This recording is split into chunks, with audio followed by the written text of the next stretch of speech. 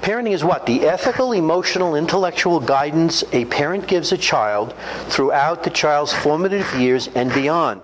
Our culture is now, children in their 20s and 30s are still living with parents. The source of this guidance is the adult's experience. Stop. The adult's experience.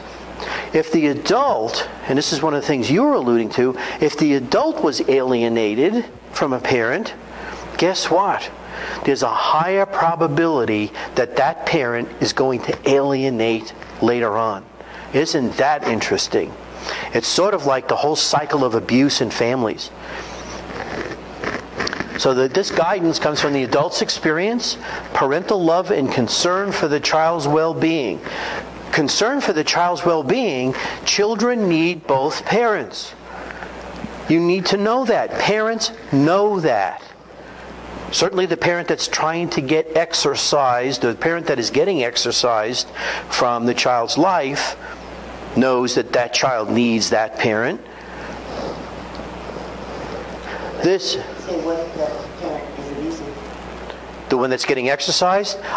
Now you have what now the terminology is. I'm glad you asked me that, said that. The terminology is estrangement.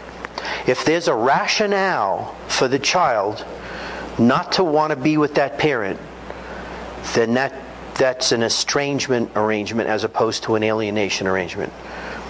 Another way to say it is there's a whole lot of reasons children get alienated from a parent. Some of the reasons are because somebody's manipulating the situation.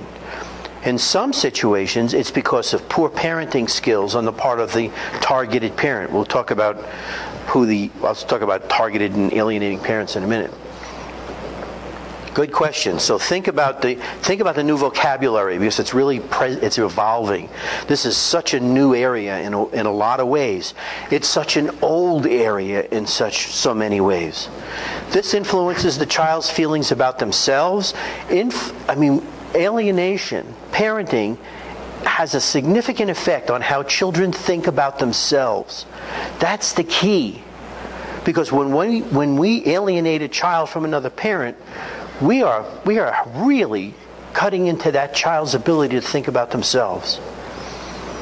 Their relationships with others, we learn how to relate to other people through what our parents teach us. We watch our parents. Others' values, standards, and of conduct, and the goals and the priorities in life. So, this leads us to a concept called attachment theory. This is a tremendously interesting area, and we could do a workshop on attachment theory for really in a day. The American Bar Association last summer, from the Family Law Division, and they came out with a series of articles to talk about attachment theory. So if you're not familiar with that, I do encourage you, and what I do have is the reference on one of the slides. Here we go. Family Law Quarterly, spring of 2012, it's on attachment status in children.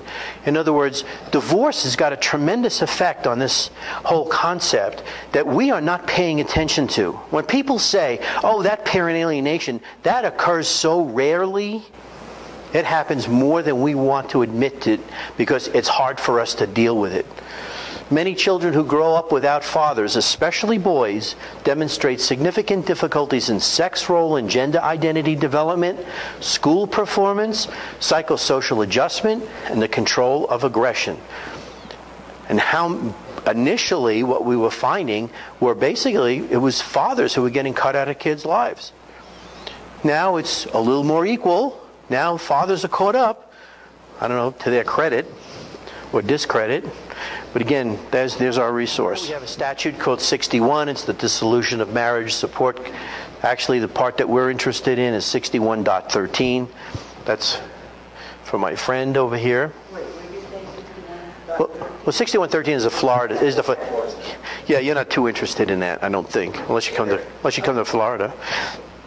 These are the factors, okay? And then one of the factors is For the purposes of shared parental, this is the lead-in, for shared parental responsibility and primary residence, the best interest of the child shall include an evaluation of all the factors. This is analogous to your 124, okay?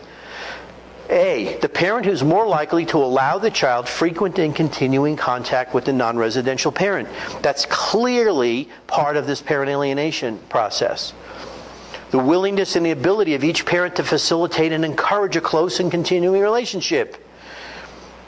Johnny doesn't want to come over to see you tonight.